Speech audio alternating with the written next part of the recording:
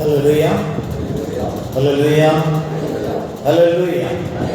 கர்த்தரை ஆசீர்வதிப்பாராக. கர்த்தருடைய பெரிதான கிருபையினாலும் இரக்கத்தினாலும் கூட என்னுடைய சமூகத்திலே கூடி வர முடியாமல் தேவன் கிருபை செய்தபடினாலும் என் தேவனை நன்றியோடு துதிக்கிறேன், ஸ்தோத்தரிக்கிறேன். இயேசுவின் நாமத்திலே உங்களை நான் வாழ்த்துகிறேன். நாம் கர்த்தருடைய வார்த்தைக்கு நேராக நாம் கடந்து போகலாம். ஆதியாகமம் 26வது அதிகாரம்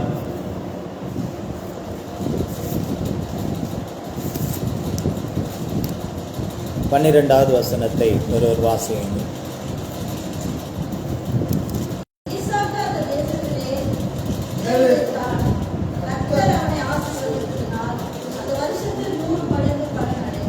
ஆமென். இன்னொரு வசனத்தை நாம் வாசிக்கலாம். உபாகமம் 1:11.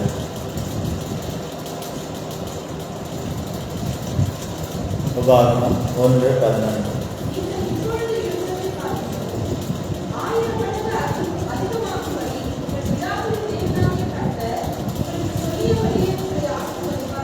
ஆமென். இன்னொரு வாசியுங்கள். ஏசாயா 60:22.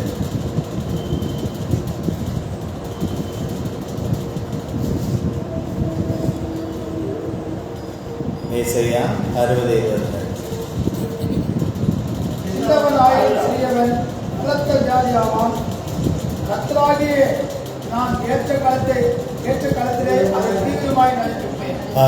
நம் தலைகளை தாழ்த்தி நாம் செபிக்கலாம். நாம் எல்லாரும் செபிப்போம். கர்த்தாவே, என்னோடு பேசு, பேசு, பேசு. ஜெபம் செய்யும் போது ஆண்டவா, பிரியமானதை இப்போ காட்டும் செய்ய ஆயத்த. ஆண்டவா, பிரியமானதை இப்போ காட்டும் செய்ய ஆயத்த. என் ஜீவிய நாட்களெல்லாம் நீர் சென்ற பாதையில் செல்வேன். என் ஜீவிய நாட்களெல்லாம் நீர் சென்ற பாதையில் செல்வேன். ஆசித்து தாரேனதெல்லாம் மீட்பரே வல்லமை தந்திட. ஆசித்து தாரேனதெல்லாம் மீட்பரே வல்லமை தந்திட. பேசு, பேசு. ஜெபம் செய்யும் போது ஆண்டவா, பிரியமானதை இப்போ காட்டும் செய்ய ஆயத்த. ஆண்டவா, பிரியமானதை இப்போ காட்டும் செய்ய ஆயத்த. ஆண்டவனே, எங்களோடு கூட நீர் பேசு. நீர் பேசும் பொழுது நாங்கள் கேட்கிறவர்களாக மாத்திரம் அல்ல, கேட்டு அப்படியே எங்களுடைய வாழ்க்கையிலே அதை நாங்கள் விசுவாசித்து எங்களுடைய வாழ்க்கையில அதை நாங்கள் அபியாசப்படுத்த இந்த பரிசுத்த ஆவியானவர் மூலமாக தேவரே நீர் எங்களுக்கு உதவி செய்ய வேண்டுமா. அருமை ரட்சகரும் மீட்பரும் ஆகிய இயேசு கிறிஸ்துவின் பெற்ற நாமத்திலே எங்களை சமர்ப்பணம் செய்கிறோம். எங்கள் ஜீவனுள்ள நல்ல பிதாவே, ஆமென், ஆமென். ஹல்லேலூயா. கர்த்தரை ஆசீர்வதிப்பாராக. கர்த்தருடைய பெரிதான கிருபை இந்த நாளிலும் அவருடைய சமூகத்திலே வந்து அவரை நாம் துதித்து ஸ்தோத்தரித்து ஆராதித்து அவருடைய நாமத்தை நாம் மகிமைப்படுத்த தேவன் நம்மை கூட்டி சேர்த்த அவருடைய கிருபைக்காக என் தேவனை நன்றியோடு நான் துதிக்கிறேன், ஸ்தோத்தரிக்கிறேன்.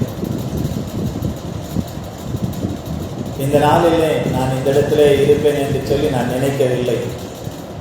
ஒன்று, நான் மதுராந்தகத்தில் இருந்திருக்க வேண்டும், இல்லை என்றால் நான் மும்பையில் இருந்திருக்க வேண்டும். ஆனால் தேவனுடைய அநாதி திட்டமும் தீர்மானமும் இந்த இடத்துல இருக்க வேண்டும் என்று அவர் சித்தம் கொண்டிருக்கிறார்.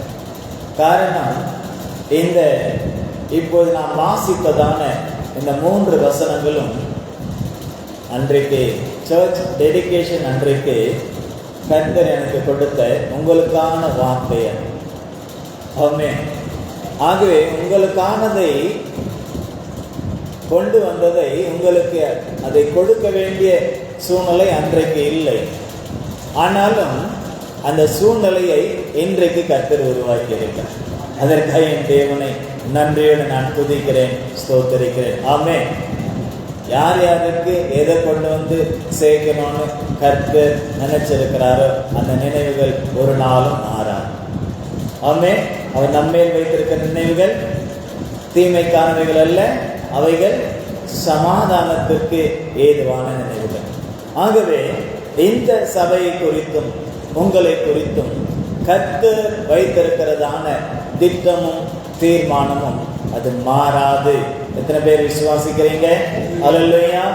கர்த்தர் உங்களை ஆசீர்வதிப்பாராக. முதல்ல அந்த ஆதியாகமம் 26:12 நாம் மறுபடியும் வாசிப்போம். ஈசாக்கு அந்த தேசத்தில் விதை விதைத்தான். கர்த்தர் அவனை ஆசீர்வதித்ததினால்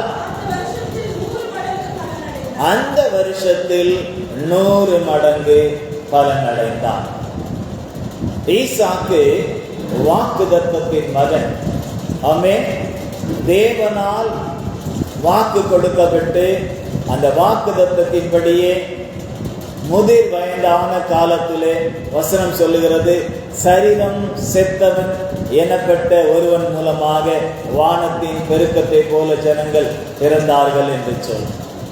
ஆமென். நாம் நினைத்திராத காரியங்களை செய்கிற தேவன். சாராளுடைய கர்ப்பமும் செத்து போனது. ஆபிரகாமனுடைய இந்த ஜீவனுக்களும் செத்து போனது. வசனம் அப்படிதான் சொல்லுகிறது. எபிரேயர்ல நாம் வாசிக்கும் பொழுது சரீரம் செத்தது என்று நினைத்தவன் மூலமாக பெருக்கமான ஜனத்தை கர்த்தர் கொண்டுவான். உலகம் நம்மை பார்க்கக்கூடிய பார்வைகள் வித்தியாசமாக இருக்கும். உலகம் மாத்திரமல்ல, கர்த்தருடைய பிள்ளைகளும் கூட, ஊழியர்களும் கூட நம்மை பார்க்கக்கூடிய பார்வைகள் வித்தியாசமாக இருக்கும். ஆனால் தேவனுடைய பார்வை எல்லாவற்றையும் விட வித்தியாசமாக இருக்கும். ஆமென். அல்லேலூயா. ஒரு முறை இயேசுவும் அவருடைய சீஷர்களும் நடக்க போற வழியில ஒரு செத்த நாய் செத்து அது அழுகி போய் காணப்பட்டதான். சீஷர்கள் எல்லாம், செத்த நாய்னா நாச்சம் வரத்தாங்க செய்யும், சீஷர்கள் எல்லாம் மூக்கை பொத்தி கொண்டு நார்தேன்னு போனாங்களாம். ஆனால் இயேசு மாத்திரம் மூக்கை பொத்தி சந்ததியை ஆசீர்வதித்தாரோ அதே போல சில பேர் நினைத்தது உண்டு, ஜான்சனுடைய ஊழியங்கள் முடிந்து போய்விட்டது, அவர் ஆதியிலே இருந்த அந்த ஆரம்ப நிலையில இருந்த அந்த ஊழியங்கள் எல்லாம் இன்றைக்கு இல்லை, அது குறைந்து போய்விட்டது என்று நினைத்தாலும் கூட கர்த்தருடைய பார்வையும் நினைவும் வேறு விதமாயிருக்கிறது. ஆமென். அவர் சொல்லுகிறார், கர்த்தர் அவனை ஆசீர்வதித்ததினால், மனுஷன் அல்ல, அல்லது ஆபிரகாம் ஆகிய தகப்பன் அல்ல. யார் ஆசீர்வதித்ததினால்? கர்த்தர் ஆசீர்வதித்ததினால் ஈசாக்கு அந்த வருஷத்திலே 100 மடங்கு பலனை, 100-fold blessing, 100 மடங்கு ஆசீர்வாதத்தை சுதந்தரித்தார். ஆனால் அவர் ஒரு காரியத்தை செய்தார். அதைத்தான் நாம் செய்ய வேண்டும். அவர் என்ன செய்தார்? விதைத்தார். ஆமென். என்ன செய்தார்? விதைத்தார். எதை விதைத்தார்? அவர் அன்றைக்கு எதையோ விதைத்தார். கோதுமை விதைத்தாரா? அன்றைக்கு அங்கெல்லாம் நெல் எல்லாம் இல்லை, நம்ம சைடில் தான் அது உண்டு. பெரும்பாலும் கோதுமையாகத்தான் இருக்கும் அல்லது பார்லியாக இருக்கும். ரெண்டுல ஏதாவது ஒன்றை விதைத்திருப்பார். அவர் விதைத்ததற்குரிய பலன் 100 மடங்காய் கர்த்தர் கொடுத்தார். அதே போல இந்த ஆண்டு, இந்த சபை ஆரம்பிக்கப்பட்டதான, இந்த பிரதிஷ்டை பண்ணப்பட்டதான இந்த ஆண்டிலே நீங்கள் விதைக்க வேண்டும் என்று கர்த்தர் விரும்புகிறார். ஆமென். எதை விதைக்கணும்? எதை விதைக்கணும்? கர்த்தருடைய வார்த்தையை தான் விதைக்கணும். கர்த்தருடைய வார்த்தையாகிய சுவிசேஷத்தை தான், நற்செய்தியை தான் விதைக்க வேண்டும். இது ஒவ்வொருவர் மேலும் விழுந்த கடமை என்று பவுல் சொல்லுகிறார். ஆமென். அல்லேலூயா.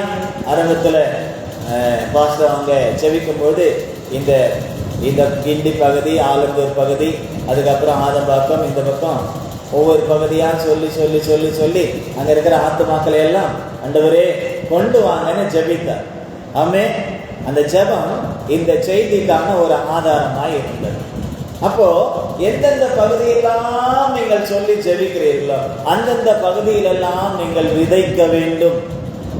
எதை விதைக்க வேண்டும்? இயேசு கிறிஸ்துவனுடைய வார்த்தை, அவருடைய சுவிசேஷத்தை, நற்செய்தியை நீங்கள் விதைக்கும் பொழுது கர்த்தர் அதை விளைய செய்கிற தேவனாயிருக்கிறார்.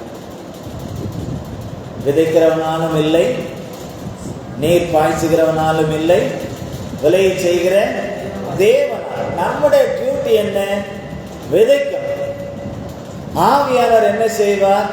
அவர் அபிஷேகமாய் இறங்குவார். தண்ணீராய் அபிஷேகமாய் அவர் தாகமுள்ளவன் மேல் தண்ணீரை ஊற்றுவேன் என்று பாடலை பாடினீங்க. அப்போ ஊற்றுவார்.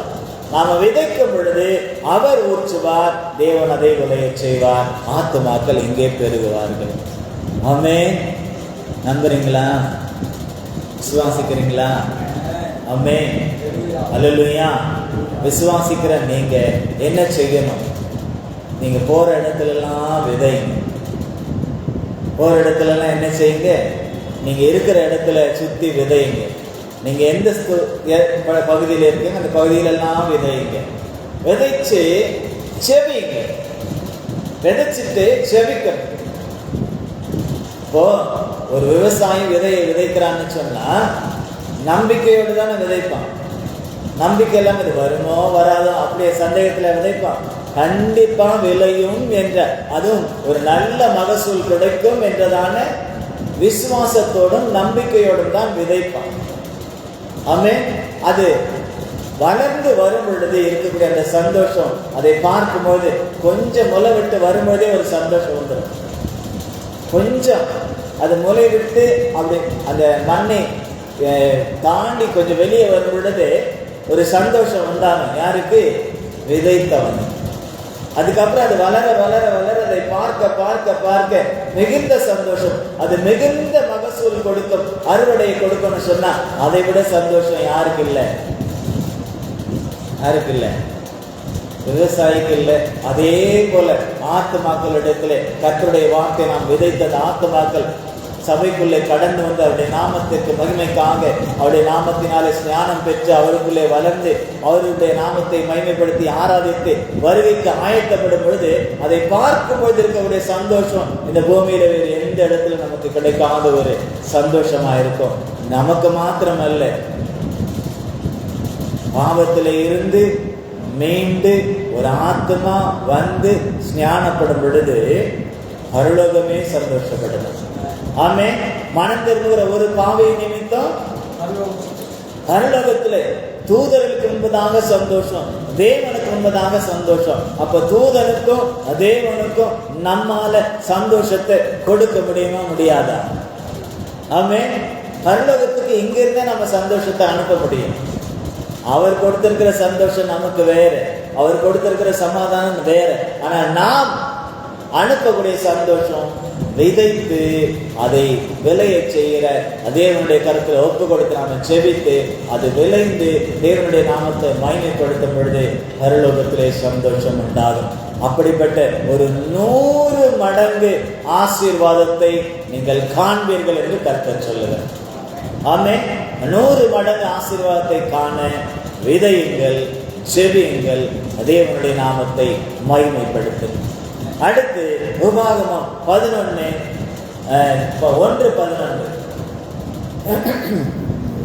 உபாகமம் 1:11.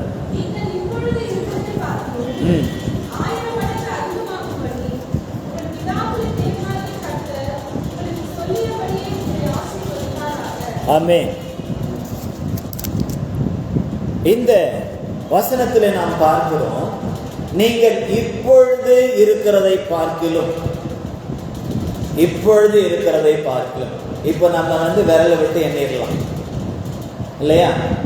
விரலை விட்டு எண்ணிடலாம். இப்பொழுது இருக்கிறதை பார்க்கிலும் 1000 மடங்கு, விதைக்கும் பொழுது 100 மடங்கு இல்லையா? விதைத்த பிற்பாடு நாம் செய்ய வேண்டியதான காரியங்கள் அவருடைய வார்த்தைக்கும், அவருடைய வசனத்திற்கும், அவருடைய கட்டளைகளுக்கும், அவருடைய கற்பனைகளுக்கும் நாம் கீழ்ப்படிந்து அவருடைய சத்தியத்திற்கு சாட்சியாக நாம் ஜீவிக்கும் பொழுது அவர் சொல்லக்கூடியது, உங்கள் தேவனாகிய கர்த்தர் உங்களை பெருக பண்ணினார். இதோ இந்த நாளில் நீங்கள் வானத்து நட்சத்திரங்களைப் போல திரளாய் இருக்கிறீர்கள். நீங்கள் இப்பொழுது இருக்கிறதை பார்க்கலும் 1000 மடங்கு அதிகமாகும்படி உங்கள் பிதாக்களின் தேவனாகிய கர்த்தர் உங்களுக்கு சொல்லியபடியே உங்களை ஆசீர்வதிப்பாராக. ஆமென். விதைத்தாலும் ஆசீர்வாதம், கற்பனைகளையும் கட்டளைகளையும் கை கொண்டாலும் ஆசீர்வாதம். விதைத்தால் 100 மடங்கு, கற்பனைகளின் கட்டளைகளின் கை கொண்டவருடைய நாமத்தை மகிமைப்படுத்தி சாட்சியாக வாழ்ந்தால் 1000 மடங்கு ஆசீர்வாதம். ஆமென். நம்மளால முடியாது, நம்மளால கிரகிக்க முடியாது, ஆனால் விசுவாசித்தால் எல்லாம் கூடும் என்று தேவன் சொல்லுகிறார். விசுவாசிக்கிறவனுக்கு எல்லாம் கூடும், விசுவாசிக்கிறவனுக்கு எல்லாம் கூடும். அப்போ நம்முடைய வாழ்க்கையில, நம்முடைய சபையில, நம்முடைய விசுவாச ஜீவியத்திலே, நம்முடைய குடும்பத்திலே 1000 மடங்கான ஆசீர்வாதத்தை நாம் காண வேண்டும் என்றால் அவர் நமக்கு கொடுத்திருக்கிற கட்டளைகளையும் கற்பனைகளையும் நாம் வலதுபுறம் இடதுபுறம் விலகாமல் அவைகளை நாம் கை கொண்டு நடக்க வேண்டும். ஆமென். அல்லேலூயா. நீங்க வேணா வேதத்துல எங்க வேணாலும் வாசித்து பாருங்க, எங்கெல்லாம் வாக்குத்தத்தத்தை கொடுக்கிறாரோ அந்த வாக்குத்தத்தத்தோட சேர்த்து கட்டளையும் கொடுப்பார். கட்டளை இல்லாம வாக்குத்தத்தமே கிடையாது. கட்டளை இல்லாம வாக்குத்தத்தமே கிடையாது. கட்டளையை கை கொள்ளும் பொழுது இந்த வாக்குத்தத்தத்தை, இந்த வார்த்தையை நிறைவேற்றுவேன் என்று சொல்லுவோம். நீங்க உபாகமம் 28வது அதிகாரத்தை நீங்க வீட்டுல போயிட்டு வாசித்து பார்த்தீங்கன்னா தெரியும். நிறைய வாக்குத்தத்தம் இருக்கு. அதை விட நிறைய வாக்குத்தத்தத்தை விட 3 மடங்கு சாபம் அதிகமா இருக்கு. ஆனா அந்த 3 மடங்கு சாபத்தையும் இந்த 1 மடங்கு ஆசீர்வாதம் மேற்கொள்ள முடியும். அந்த 1 மடங்கு 3 மடங்கு சாபம் பெற்றுக்கொள்ளாமல் அந்த 1 மடங்கு ஆசீர்வாதத்தினாலே 3 மடங்கு சாபத்தையும் ஆசீர்வாதமாய் மாற்றிக்கொள்வதற்கு முதல் 2 வசனத்தில் இருக்கக்கூடியதான கட்டளைகள் தான் முக்கியமானது. உபாகமம் 28 முழுவதுமே நீங்க வாசித்து பார்க்கும் பொழுது முதல் 2 வசனங்கள் கட்டளைகளாக இருக்கும். அடுத்து வருவதெல்லாம் ஒரு 14 வசனம் 15 வசனங்கள் வரையிலும் எப்படி இருக்கும்? வாக்குத்தத்தமா இருக்கும். அதுக்கப்புறம் கடைசி வரலும் பார்க்கிற வசனம்லாம் எப்படி இருக்கும்? சாபமாகவே இருக்கும். சாபமாகவே இருக்கும். ஆனால் சாபத்தை மேற்கொள்ள முடியும் முதலிலே இருக்கக்கூடிய வசனத்திற்கு கீழ்ப்படிந்தார். வாக்கு தத்தத்தை நிறைவேற்ற நம்ம ஜெபிக்க வேண்டிய அவசியமே இல்லை. வாக்கு கொடுத்தவர் அவர், உண்மையுள்ளவர், மாறாதவராய் இருக்கிறார். ஆமென். வாக்குரைத்தவர் உண்மையுள்ளவர், அவர் மாறாதவர். தேவன் பொய் சொல்ல மனிதன் அல்ல, அவர் மனம் மாற மனுபுத்திரனும் அல்ல. அவர் சொல்லியும் செய்யாதிருப்பாரோ, வசனித்தும் நிறைவேற்றாதிருப்பார். அப்படி என்றால் வாக்குரைத்தவர் அவர் சொன்னதை நிறைவேற்றத்துக்கு அவர் ரெடியா இருக்கிறார், ஆயத்தமா இருக்கிறார். ஆனால் அந்த கட்டளையை, அந்த கற்பனையை அவர் சொல்றபடி நாம் கை கொள்ள வேண்டும். சவுல் ராஜாவுக்கு அவர் தான் முதலாவது அபிஷேகம் பண்ணார், அவர் தான் தேர்ந்தெடுத்தார், அவர் தான் அபிஷேகம் பண்ணார். ஒரே ஒரு கட்டளை தான், கொஞ்சம் பொறுத்து இருப்பார், நான் வரதரலன்னு தீர்க்கதரிசியின் மூலமா என்ன செய்தாரு சொல்லிட்டு போனார். அந்த ஒரே ஒரு கட்டளையை அவரால் என்ன செய்ய முடியல, வெயிட் பண்ணார். ஆனா கடைசி வரலும் வெயிட் பண்ண, லாஸ்டா கொஞ்ச நேரம் இவர் பலி செலுத்தி முடிக்கும் பொழுது அந்த கட்டளைக்கான நபர் கடந்து வருகிறார். பலி செலுத்தி முடிஞ்சதுக்கு அப்புறம் அப்ப அந்த பலி செலுத்த கூட அந்த கொஞ்ச நேரத்துல என்ன ஆயிட்டு, கட்டளையை மீறுவதற்கான ஒரு சூழ்நிலையை சத்ருவானவன் உருவாக்கி விட்டான். ஆகவே கட்டளையை மீறுவதற்கான சூழ்நிலையை கொஞ்ச நேரத்துல சத்ருவானவன் நமக்கு உருவாக்கிடுவான். அந்த கொஞ்ச நேரம் தான் ரொம்ப முக்கியமானது. லாஸ்ட் மினிட் ரொம்ப வெயிட் பண்ணி பார்த்தேன், கடைசி நேரம் நம்ம ஒரு நேரத்தை வைப்போம் பாருங்க, அந்த நேரம் தான் நம்முடைய ஆசீர்வாதமே பறி போகக்கூடிய நேரமாயிருக்கும். அப்படிதான் சவுலுடையது மாறினது. ஆகவே தேவன் அவர் என்ன செய்துட்டாரு, அந்த சூழ்நிலையில உடனே என்ன செய்துட்டாரு, தன் இருதயத்தில் இருந்து அவரை எடுத்து போட்டுட்டார். ராஜாசனத்திலிருந்து தள்ளல. அதுக்கப்புறம் 40 வருஷம் அரசாண்டார்.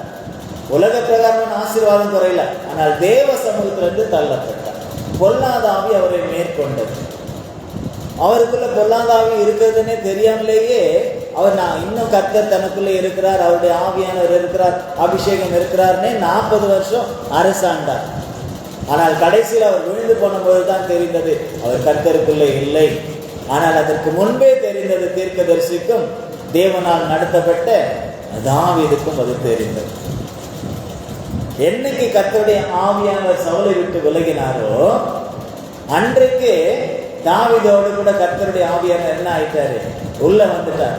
சாமுவேல் இடத்துல சொல்றார், நீ போய் எனக்காக அவனை அபிஷேகம் பண்ணு, என் இருதயத்தில் உள்ளதை எல்லாம் அவன் நிறைவேற்றுவான். அல்லேலூயா.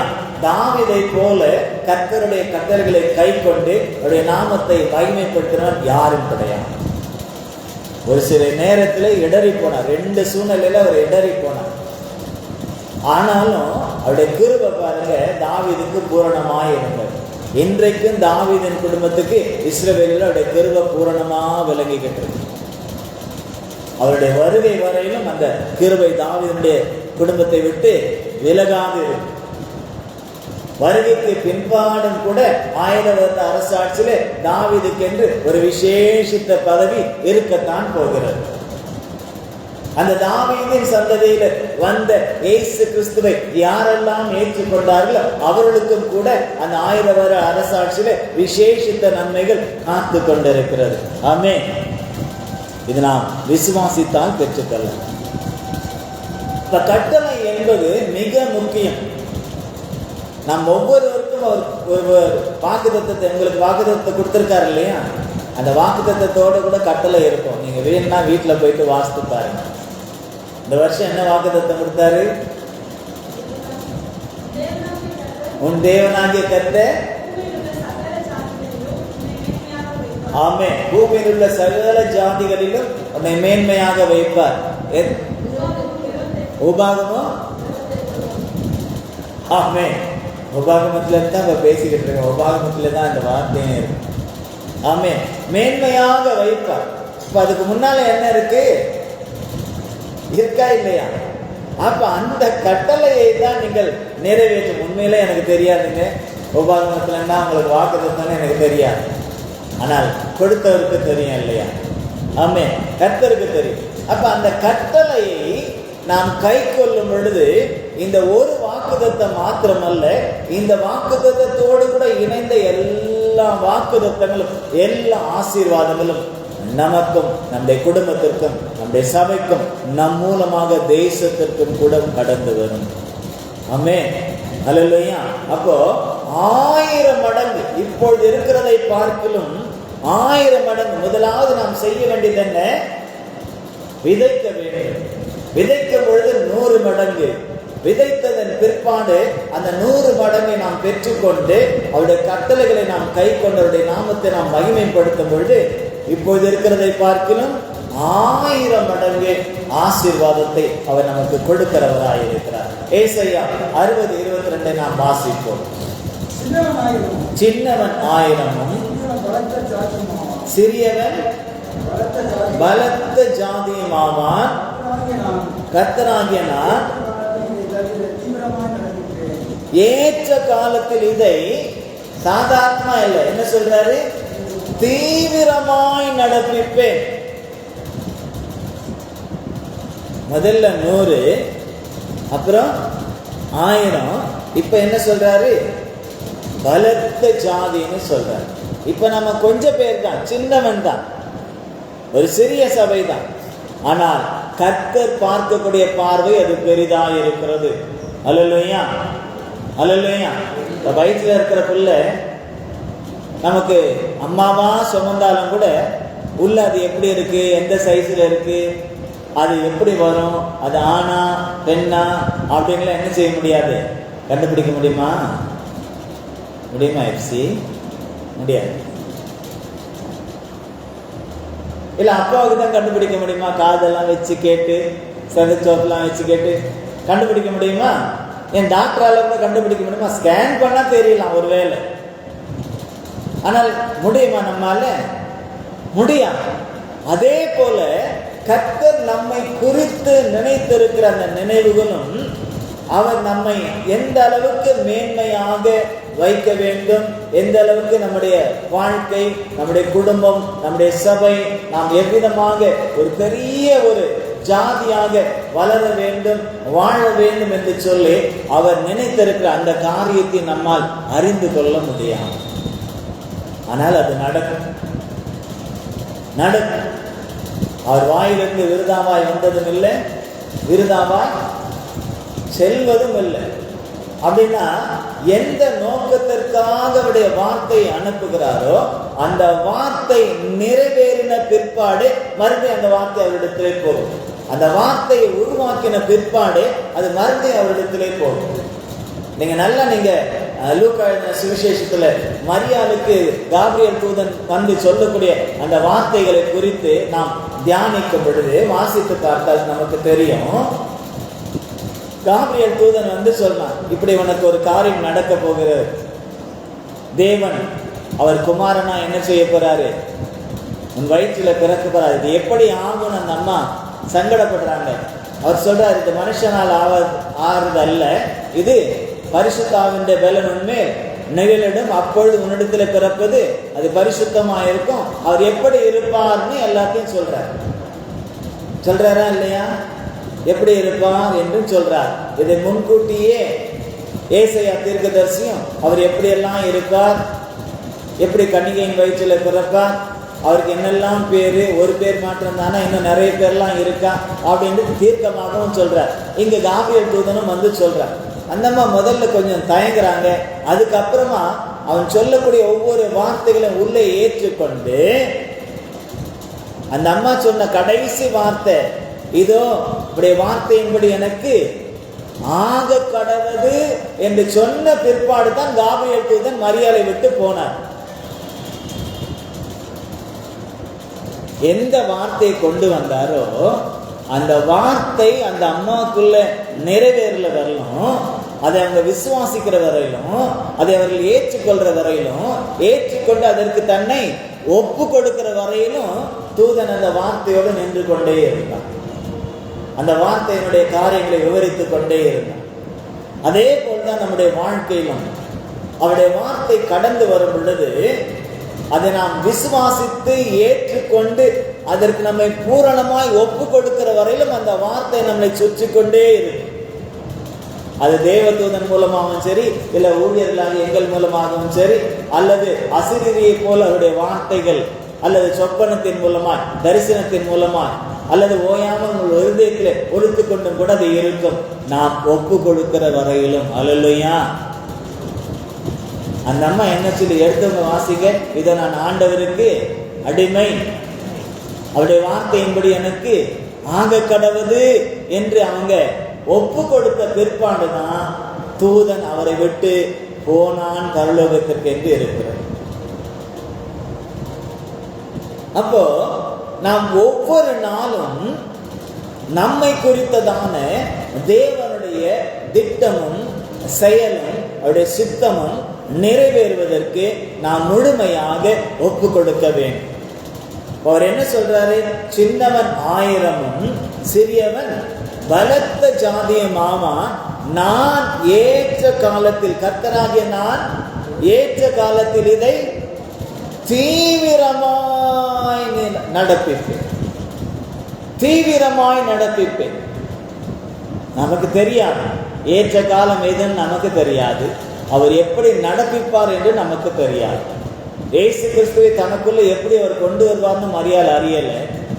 ஆனால் உள்ள வந்தாரா இல்லையா? எப்படி வந்தார்? பரிசுத்த ஆவியானவர் அவர் மேல் வந்தார்.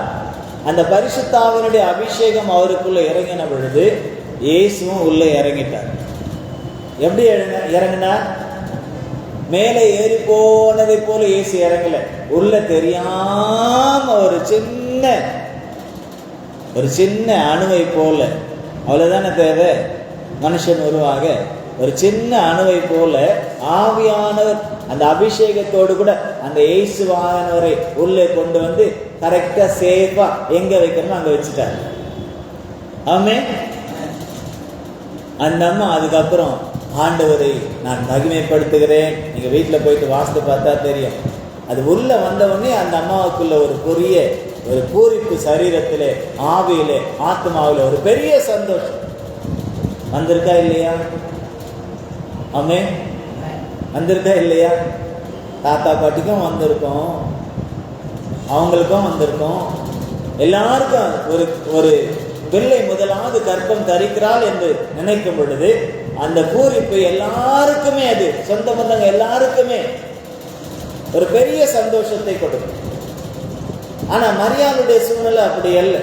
ஆனாலும் வீட்டுல சந்தோஷப்பட மாட்டாங்க, சந்தோஷப்படக்கூடிய சூழ்நிலை இல்லை. அதனால அந்த அம்மா ஓடி போயிட்டாங்க. எங்க போனாங்க? ஆசாரியனாகிய சகரியாவுடைய வீட்டிற்கு, ஊழியக்காரருடைய வீட்டுக்கு ஓடி போயிட்டு சேர்ந்து கொண்டாங்க. சத்தியம் சத்தியத்தோடு இணைந்து கொண்டது. ஆமென். அங்கேயும் கர்த்தர் ஒரு வயதான காலத்துல ஒரு காரியத்தை உருவாக்கினார்.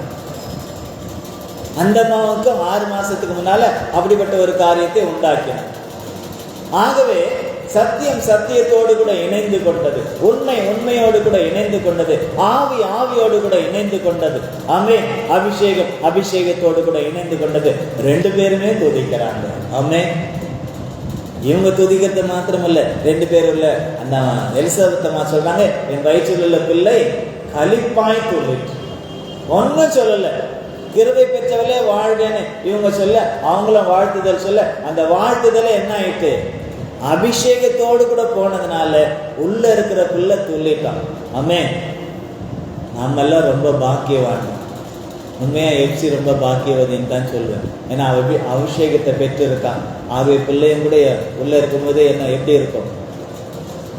அபிஷேகத்துல நீங்க சொல்றீங்களோ இல்லையோ, அது சொல்லணும் உள்ளுக்குள்ள இருந்து. நீங்க 2 பேரும் நல்ல ஜெபிக்க ஜெபிக்க ஜெபிக்க, ஆவியில நிறைந்து ஜெபிக்க ஜெபிக்க, வெளியே வரும்போது அபிஷேகம் நிறைந்த பிள்ளையாய் அது கடந்து வரும். இதைத்தான் தேவன் விரும்புகிறார். ஆமென். அல்லேலூயா. அப்போ சிறியவன் 1000 சின்னவன் பலத்த ஜாதியுமாவான். கர்த்தராகிய நான் ஏற்ற காலத்தில் இதை தீவிரமாய் நடப்பிப்பேன். முதல் 100 மடங்கு ஆசீர்வாதம், 2வது 1000 மடங்கு ஆசீர்வாதம், 3வது பலத்த ஜாதி. பலத்த ஜாதின்னு சொல்லி இஸ்ரவேல் ஜாதியை எத்தனை விதமான கோத்திரமா பிரிச்சாரு? 12 விதமான கோத்திரமாய் பிரித்தார். ஆமென். அந்த 12 விதமான கோத்திரத்திற்கு 12 விதமான ஆசீர்வாதங்களும் இருந்தது. அப்போ இந்த ஒரு இடம் மாத்திரம் அல்ல, இந்த ஒரு இடம் மாத்திரம் உங்கள் போக்கஸ் இல்லை. ஒருவேளை நம்ம போக்கஸ் ஒரு இடம் மாத்திரம் இருக்கும், ஆனால் தேவனுடைய போக்கஸ் எப்படி இருக்கு? பல இடங்கள், பல ஜாதிகள், பல சபைகள், பல ஊழியர்கள் என்று அவருடைய செயல் திட்டங்கள் விரிவாய் இருக்கிறது. அல்லேலூயா.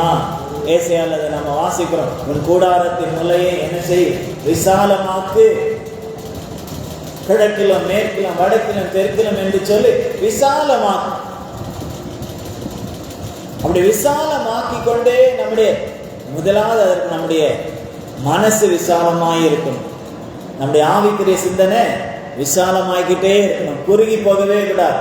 விசாலமாய்கிட்டே இருக்கணும். இருக்குதோ இல்லையோ விசாலமாய்கிட்டே இருக்கணும். இன்னைக்கு நம்ம தமிழ்நாட்டில் ஏசி சர்ச்சு முத ஆரம்பிச்சப்போ இந்த மாதிரி இடம் கூட இல்லை. மோசமான இடம். அப்போ இருந்த அந்த ஓட்டேரி பெரம்பூர் சைடு சாராயம் காய்ச்சற இடம். இப்போ ஒரு நல்ல டெவலப் ஆயிடுச்சு. டெவலப் பண்ணது காரணம் சபை தான். அங்கே தேவனுடைய கிரியை இருந்ததுனால தான், தேவனுடைய அபிஷேகம் அந்த இடத்துல இறங்கினதுனால தான் சாக்கடையும் கூட இன்னைக்கு நல்ல இடமா மாறிடு. குடிகார இடமா, சாராயம் காய்ச்சற இடமா இருந்த இடம் கூட இன்னைக்கு எப்படி இருக்கு? ரொம்ப ஃபேமஸான இடமா இருக்கு. அப்போ 3 பாய் தான் போடுவாங்க. மாஸ்டருக்கு ஒரு பாய், சிஸ்டர் சைடு ஒரு பாய், பிரதர் சைடு ஒரு பாய். அவர் ஜெபம் என்னவா? இந்த பாயை நிரப்புங்க ஆண்டவரே, இந்த பாயை நிரப்புங்க. எப்படி? முதல்ல இந்த 2 பாயை போட்டு இந்த 2 பாயை நிரப்பினோடனே இன்னொரு பாய் 2 பாய் வாங்கி போடுவார். அந்த பாயை நிரப்பணும். என்ன? ஆத்மாக்களை கொண்டு வந்து அங்கே கொண்டு வாங்கன்னு ஜெபிப்பாங்க. அப்படி ஜெபிச்சு ஜெபிச்சு ஜெபிச்சு எனக்கு ஏசி, இன்னைக்கு இருக்கிற ஏசி இல்லை, அன்னைக்கு அவர் இருந்தபோது இருந்த ஏசி. இன்னைக்கு இருக்கிற ஏசி வேற மாதிரி போச்சு. அந்த தாகமும் இல்லை, அந்த நோக்கமும் இல்லை, அந்த சித்தமும் இல்லை, அந்த கிரியையும் இல்லை, அந்த ஆவியும் இல்லை, அந்த அனலும் இல்லை, எதுவுமே இல்லை. அவர்களுக்குள்ள அந்த ஆதியில் அவர்கள் எதை விதைத்தார்களோ அதற்கு நேர்மாறான காரியங்கள் எனக்கு நடக்கிறது. போகட்டும், நமக்கு வேண்டாம். ஆனால் ஆதியிலே அவர்கள் முழங்காலிலே நின்று ஜெபித்த அந்த ஜெபத்தினுடைய பலனை இன்றைக்கு அனுபவித்துக் கொண்டிருக்கிறார்கள். இவங்கெல்லாம் யாரும் எதுவும் செய்யல.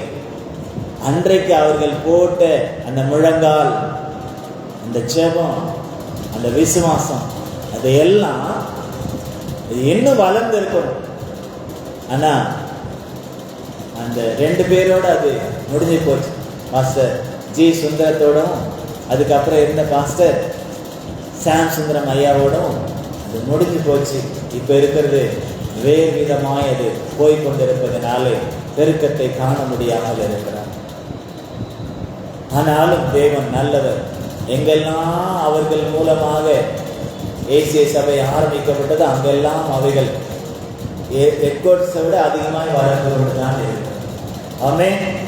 ஏனென்றால் அன்றைக்கு அவர்கள் மூலமாய் கர்த்தர் கொடுத்ததான அந்த சத்தியம், அவர்கள் அந்த ஊழியர்களுக்கு முன்பதாக அவர்கள் வாழ்ந்த அந்த விசுவாச ஜீவியம், அந்த சாட்சி இன்று அநேகருக்கு ஒரு எழுப்புதலை கொடுக்கக்கூடியதாய்த்தான் இருக்கிறது. இப்போ நம்முடைய வாழ்க்கையும் அப்படித்தான் இருக்க வேண்டும். ஈசாக்கை நாம் பார்க்கும்போது, ஈசாக்கினுடைய வாழ்க்கையை நாம் பார்க்கும் பொழுது அவர் தியானிப்பதிலே ரொம்ப விசேஷமானவர். அவருக்கு பொண்ணு பார்க்க போயிருக்காங்க. நம்ம பிள்ளைங்களாம் என்ன செய்வாங்க? இப்ப இருக்கிற சூழ்நிலைக்கு ஒண்ணுமே நம்ம ஒன்றும் செய்ய வேண்டாம். அவங்களே நேரம் என்ன செய்கிறாங்க? நெட்லயே எல்லாத்தையும் பரிமாறிக்கிறாங்க இல்லையா? நெட்லயே கூட திருமணமே கூட முடிஞ்சு போகுது இன்னைக்கு இருக்கிற சூழ்நிலை. அன்னைக்கு பார்க்கவும் இல்லை, போகவும் இல்லை. பெண்ணு எப்படின்னு தெரியாது, கருப்பா சிவப்பா, நெட்டையா குட்டையா ஒண்ணுமே தெரியாது. ஆனா இவரு பெண்ணு அவங்க கூட்டிட்டு வரும் பொழுது இவர் எப்படிப்பட்டவராக இருந்தார்? ஈசாக்கு என்ன செய்துட்டு இருந்தாரு? தியானம் பண்ணிக்கிட்டு இருந்தார். எப்படிப்பட்டவர் வருவான்ற தியானம் இல்லை, கர்த்தரோடு கூட இணைந்து கர்த்தருடைய நாமத்தை மகிமைப்படுத்தி அவரை தியானித்துக் கொண்டிருந்தார். கர்த்தர் அவருக்கு ஆறுதலை கொடுக்கக்கூடிய ஒரு மனைவியை, ஒரு தாயின் ஸ்தானத்திலே இருந்து ஆறுதலை கொடுக்கக்கூடிய ஒரு மனைவியை தான் கர்த்தர் கொண்டு வந்தார். அல்லேலூயா. அப்ப நாம அவரை தியானிச்சா, அவரை நாம் அதிகமாய் அவரோடு கூட ஐக்கியப்பட்டு அவரை தியானித்தால் அவர் நம்மை தியானிப்பார். நமக்கு என்ன செய்யணும்ன்றதெல்லாம் தியானித்து சரியானதை நமக்கு அவர் செய்வாரா மாட்டாரா? செய்தார், செய்கிறார், செய்வார், செய்யவும் போகிறார். ஆமென். அல்லேலூயா. அப்போ 100 மடங்கு ஆசீர்வாதத்தை நாம் பெற்றுக்கொள்ள அவரோடு இணைந்து அவரை நாம் தியானிப்பது மிக மிக முக்கியம். 1000 மடங்கு ஆசீர்வாதத்தை நாம் பெற்றுக்கொள்ள அவருடைய கட்டளைகளின் கற்பனைகளையும் கை கொண்டு நடப்பது நமக்கு ரொம்ப முக்கியம். பல ஜாதிகளாய் ஜனங்களாய் பல இடங்களிலே தேவனுடைய நாமம் மகிமைப்பட, ஊழியர்கள் விஸ்தாரமாக, சபைகள் ஆங்காங்கே ஸ்தாபிக்கப்பட, ஆங்காங்கே ஜெபக்குழுக்கள் உருவாக வேண்டும் என்று சொன்னால், சின்னவன் அப்படின்னு சொன்னா ஒரு தாழ்மை இருக்கு, ஒரு கீழ்ப்படிதல் இருக்கு. தேவ சமூகத்திலே நம்மை மரியாதை போல ஒப்பு கொடுக்கும். எப்படி? இதை நான் ஆண்டவருக்கு அடிமை, உடைய வார்த்தையின்படி எனக்கு ஆக கடவுது என்றதான அந்த தாழ்மை. மரியாள் தெய்வம் இல்லை, ஆனா எனக்கு தெய்வமா ஒரு கூட்டம் கொண்டாடுதான் இல்லையா? கொண்டாடுதான் இல்லையா? ஸ்திரீகளுக்குள்ளே எத்தனையோ ஸ்திரீகள், உலகத்துல எத்தனையோ கோடி ஸ்திரீகள் இருக்காங்க. அதனால இன்றைக்கும் அவங்களை குறித்து சொல்லும் போது வேதம் என்ன சொல்லுது? ஸ்திரீகளுக்குள்ளே ஆசீர்வதிக்கப்பட்டவள். ஓயாம ஊட்டிக்கிட்டு மணி ஊட்டிக்கிட்டு இன்னைக்கும் சொல்றவங்க இருக்காங்க. இருக்காங்களா இல்லையா? தினந்தோறும் சில குடும்பங்கள், அப்படிப்பட்ட குடும்பங்கள் இல்லை, இந்த மரியாதை நினைத்து இந்த ஜெபமாலை உருட்டிக்கிட்டு கிருபை பெற்றவளே வாழ்வேன்னு சொல்லி இன்னைக்கு அந்த அம்மாவை வாழ்த்துக்கிட்டு இருக்கவங்க இருக்காங்க. அவங்க தெய்வம் இல்லை, அவங்க தெய்வம் நினைச்சு வணங்குறாங்க சொல்றாங்களா, இல்ல ஒரு நல்ல ஒரு பரிசுத்தவான் அல்லது இயேசுவின் தாய் என்று நினைத்து சொல்றாங்கன்னு தெரியாது. ஆனா ஒரு சில தெய்வமா தான் நினைக்கிறாங்க. ஆனா இன்னைக்கு இருக்கிற ஃபாதர்கள்லாம் ரொம்ப தெரிஞ்சுட்டாங்க. அவங்களே சொல்றாங்க மரியாள் தெய்வம் இல்லை, இயேசுனுடைய தாய் தான், இயேசு வருவதற்கு ஒரு பாத்திரம் தான் அப்படின்னு சொல்லி கொடுத்தாலும் கூட பழைய ஆட்களுக்கு அதுல இருந்து மீண்டு வருவது கொஞ்சம் கடினமாய்தான் இருக்கு. நானும் கூட அப்படித்தான் கடினப்பட்டு தான் வெளியே வந்தேன். ஆனா கர்த்தர் கொண்டு ஸ்ட்ராங்கா வச்சுட்டேன். ஆமே, நானும் அந்த உருட்டினவன் தான், நானும் அதை என் கழுத்துல போட்டிருந்தவன் தான், நான் அந்த காரியங்கள் எல்லாம் செய்தவன் தான். 4 ஆண்டுகள் ஃபாதருக்கு உதவியாக அந்த திருப்பலியில இருந்தவன் தான். ஆனாலும் அவருடைய சத்தியம் என்னை வேறுபடுத்தி விசேஷப்படுத்தி என்னை வெளியே கொண்டு வந்தார். அப்போ நம்மை கொண்டு தேவன் நிறைவேற்ற வேண்டியதான காரியங்களை ஏற்ற காலத்திலே தீவிரமாய் நிறைவேற்ற வேண்டும் என்று சொன்னால், கர்த்தர் நம்மளை உயர்த்த 100 மடங்கு 1000 மடங்கு பல ஜாதி கூட்டம் என்று நம்மளை உயர்த்த நமக்குள்ளே தாழ்மை இருந்து கொண்டே இருக்க வேண்டும். அல்லேலூயா. விதைக்கிறோம், முளைக்கிறது, நேராய் தான் வளருகிறது, இன்னும் வளர வளர நிமிர்ந்து தான் இருக்கிறது. ஆனால் அது விளைந்த பிற்பாடு என்ன ஆகிறது? ஒரு நெற்கதிர் விளைகிறது, விளைந்து விளைந்து விளைந்து மணிகள் நிறைய வந்த உடனே என்ன செய்தது? தலைய தாழ்த்தினாதான் அது விளைந்ததுன்னு பொருள். பதர்னா என்ன? எப்படிதான் இருக்கும்? பதரும் கலையும் எப்படி இருக்கும்? எப்பவுமே நிமிர்ந்து தான் இருக்கும். பதரும் கலையும் அது வணங்காது. ஆனால் முதிர்ந்தது விளைந்தது என்ன செய்யும்? வளைந்து விடும். அதே போல சத்தியத்திலே வளர்ந்து வளர்ந்து வளர்ந்து அவருடைய நாமத்தை நாம் மகிமைப்படுத்தும் போது நமக்குள்ளே அந்த சத்தியம் ஒரு தாழ்மையை கொண்டு வந்து விடும். நம்மை உயர்த்த வைக்காம தாழ்மையை கொண்டு வந்து விடும். இயேசு சிலுவையின் மரண பரியந்தம் தம்மை என்ன செய்தார்? தாழ்த்தினார். அதனால் எல்லாவற்றிற்கும் மேலாக அவர் உயர்த்தப்பட்டார் என்று நாம் வேதத்தில் வாசிக்கிறோமே. எந்த அளவுக்கு உயர்த்தப்பட்டா? பிதாவின் வலது பாரசத்துல போய் உட்கார்ந்து நமக்காக பரிந்து பேசிக் கொண்டு இருக்கக்கூடிய அளவுக்கு, நமக்காக பரலோகத்திலே சென்று ஸ்தலத்தை ஆயத்தப்படுத்தக்கூடிய அளவுக்கு, மீண்டும் நமக்காக வந்து நம்மளை அழைத்து கொண்டு போகக்கூடிய அளவுக்கு அவரை தேவன் என்ன செய்தார்? உயர்த்தினார் என்று நாம் பார்த்தோம். இந்த உயர்வு அவருக்கு மாத்திரமல்ல, நமக்கும் உண்டு. ஆகவே எவ்வளவு பாடுகள் வந்தாலும், எவ்வளவு பிரச்சனைகள் வந்தாலும், எவ்வளவு போராட்டங்கள் வந்தாலும், அவர் கொடுத்த வார்த்தைகளும் வாக்குத்தத்தங்களும் நம்முடைய வாழ்க்கையிலே நிறைவேறுவதற்கு நாம் ஒப்பு கொடுக்க வேண்டும், கீழ்ப்படிய வேண்டும், விதைக்க வேண்டும். முதலாவது விதைக்கணும், 2வது கட்டளைகளின் கற்பனைகளையும் கை கொள்ளணும். விதைக்கும் பொழுது 100 மடங்கு, கட்டளைகளின் கற்பனைகளை கை கொள்ளும் பொழுது 1000 மடங்கு.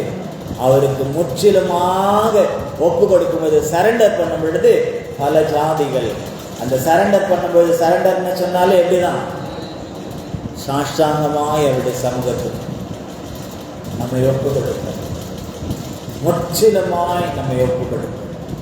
இதோ நான் ஆண்டவருக்கு அடிமை என்று மரியாதை ஒப்பு கொடுத்ததை போல் பவுலும் கூட அப்படித்தான் ஒப்பு கொடுத்தார். இதோ இந்த சித்தத்துக்கு என்னை ஒப்பு கொடுக்கிறேன், நான் என்ன செய்ய சித்தமா இருக்கிறேன் அப்படின்னு சொல்லி ஒப்பு கொடு. யாரெல்லாம் ஒப்பு கொடுத்தார்களோ அவர்கள் எல்லாரையும் கர்த்தர் என்ன செய்தார்? உயர்த்தி தான் வைத்தார். இன்றைக்கும் அப்படித்தான் கர்த்தர் செய்கிறார். உங்களை குறித்ததான நினைவுகளை கர்த்தர் சொல்லி இருக்கிறார்.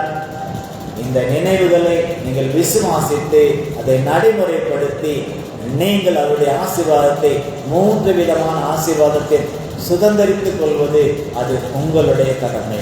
ஆமென். அல்லேலூயா.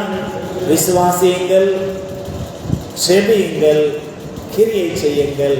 100 1000 பல ஜாதியும் அது உங்களுடையது. இது உங்களுடையதை கர்த்தர் உங்களுக்காக கொடுக்கும்படியாகவே கர்த்தர் என்ற நாளிலே என்னை இந்த இடத்துல கொண்டு வந்தார். அதற்காக என் தேவனுக்கு நான் நன்றி செலுத்துகிறேன். அவர் கொடுத்ததை கொடுத்து விட்டேன், அவரும் கொடுத்திருக்கிறார். இதை பெற்று இருக்கிறீர்கள். பெற்றவர்கள் அதை சரியாய் பயன்படுத்தி ஆசீர்வாதத்தை சுதந்திரித்துக் கொள்ளுங்கள். கர்த்தர் உங்களை ஆசீர்வதிப்பாராக. நாம் செபிக்கிறோம். பிதாவே, நன்றி நிறைந்த இருதயத்தோடு நான் துதிக்கிறேன், ஸ்தோத்தரிக்கிறேன். ஆண்டவரே, வாக்குரைத்தவர், நீர் உண்மையுள்ளவர், நீர் மாறாதவராயிருக்கிறீர். உம்மாலே எல்லாம் கூடும். ஆண்டவரே, நீர் சொன்னதை செய்கிற தேவன். அருமையான ஆண்டவரே, அப்பா பாஸ்டர் ஜான்சனை, அருமையான சகோதரி லெஸ்ஸியும் ஆண்டவரே கொண்டு இந்த சபையில நீர் என்ன செய்ய போகிறீர் என்பதை சொல்லி இருக்கிறேன். அதே போல அருமையான விசுவாச பிள்ளைகளை கொண்டு நீர் என்ன செய்ய போகிறீர் என்பதை நீர் சொல்லி இருக்கிறேன். இந்த சபையை நீர் எவ்விதமாய் 100 மடங்காய் 1000 மடங்காய் பல ஜாதி கூட்டமாய் எவ்விதமாய் நீர் ஆசீர்வதிக்க விரும்புகிறீர் என்ற திட்டத்தையும் செயலையும் இந்த பிளானையும் நீங்க சொல்லி இருக்கீங்க. ரிமா ஷமாந்தரல ரேபேதுரா நிக்கமா ரேபதுரல வராதிரா லிபதுரல பரோஷியாதிரா ரிகமோந்தரல வசுதா ரிபோதரல வராதிரா லிபோதரல அரிஷமந்தல ரிகபோதரல இவைகளை நிறைவேற்றுவதற்கான நம்முடைய அபிஷேகமானது இப்பொழுது உங்கள் பிள்ளைகள் மேலே இறங்குவதாக.